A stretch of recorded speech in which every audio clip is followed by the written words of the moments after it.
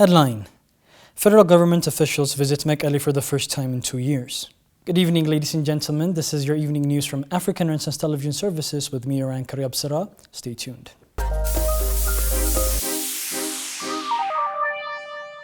Federal government officials visit Mekele after 2 years. The delegation headed to Mekele to review the implementation process of the peace agreement and ensure that the main issue included in the agreements are implemented as planned.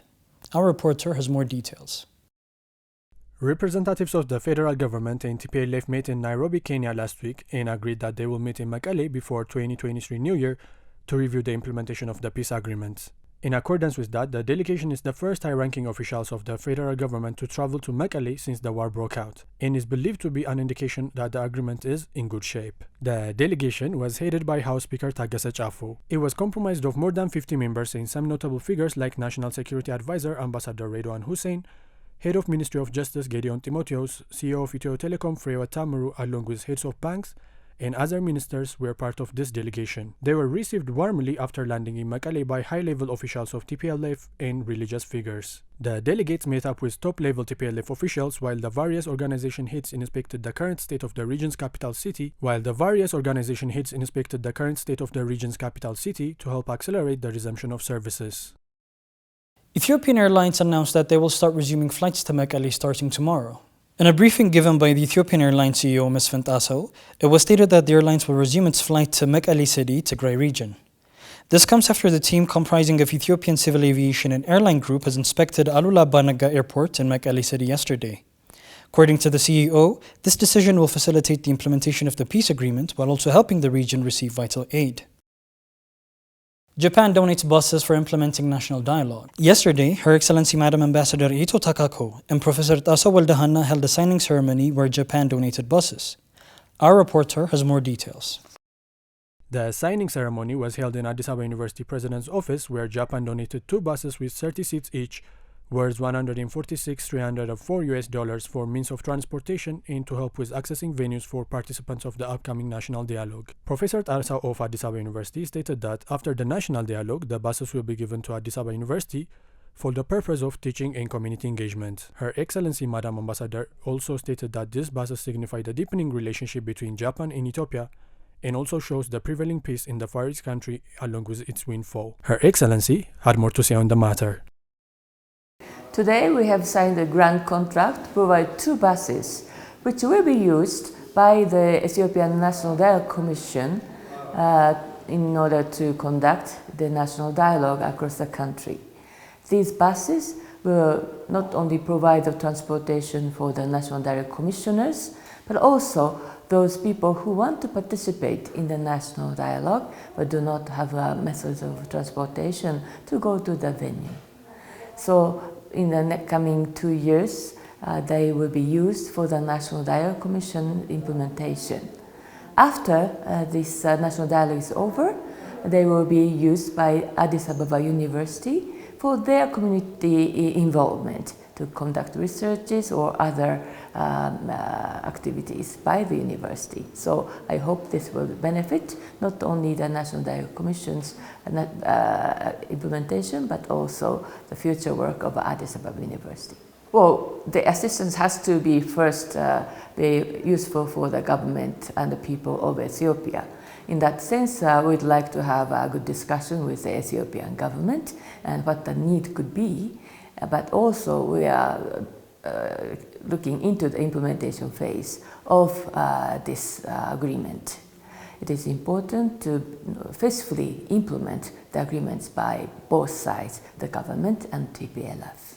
The Japanese government has been providing the humanitarian assistance for the people in northern Ethiopia as well as other parts affected by drought through international organizations. Well, we are providing the grant assistance to the municipalities or non-government organizations.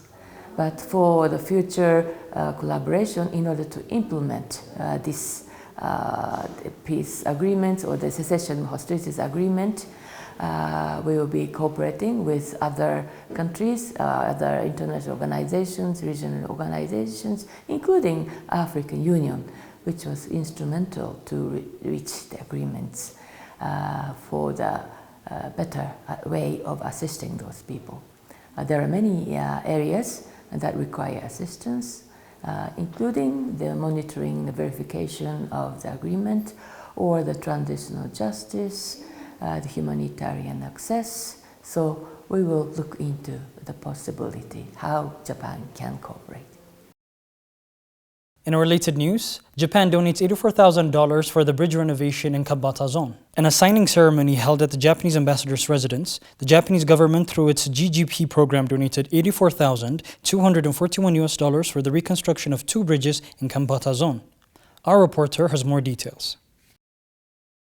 On December 27, a grant for the reconstruction of 2 bridges in Kambata-Tambaro zone of Southern Nations and Nationalities People region was signed between Ambassador Ito Takako of Japan and Mr. Abenato Torowanore, Executive Director of Gogota Care. The grant, which will be worth $84,241, is going to be used by Gogota Care to renovate 2 bridges in the zone called Gola and Zengorana bridges. It is expected the renovation will benefit more than 12,000 households in their social and economic activity, and as well as with up to 3,000 children able to go to school safely. Gogota Care, which previously received grants for upgrading 2 school infrastructures in the zone, will also oversee the renovation of these 2 bridges. The grant was made possible because of a visit by Ambassador Ito to one of the bridge sites by the invitation of Her Excellency Marta Luigi, State Minister of Defense for Finance Division. Her Excellency was also present at the residence to witness the signing ceremony.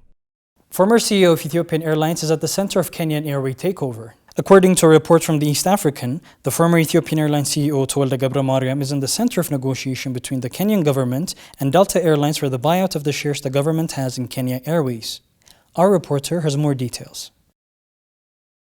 Former Ethiopian Airlines CEO Tewolde Gebremariem, who oversaw the meteoric rise of Ethiopia's flag carrier, seems to be playing a major role in the American-based Delta Airlines' quest to acquire Kenyan government shares of Kenya Airways. During the US-Africa Leadership Summit in Washington, it was reported that Kenyan government officials led by President William Ruto met with Delta Airlines officials. One of those officials in attendance from the American company side was Mr. Tewolde, who has extensive knowledge in the African aviation industry. Mr. Tewolde Gebremariem, now a senior advisor for Delta Airlines, oversaw the domination of Ethiopia Airlines over other African flag carriers, including Kenya Airlines, during his 11-year tenure as the company's CEO. In what might be a good sign to come for the crisis-ridden Kenya Airways, Delta Airlines will be looking to buy out the 48.9% stake the Kenyan government has in the company. This comes after the airlines posted $80 million losses for the first half of 2022. It is not clear at the moment what role Mr. Gebremariem will play later on if the negotiations succeed and the acquisition goes ahead. These were the news we had for you for tonight. Once again, I'm Yabsur Andam Tekka from African Renaissance Television Services. Thank you for watching.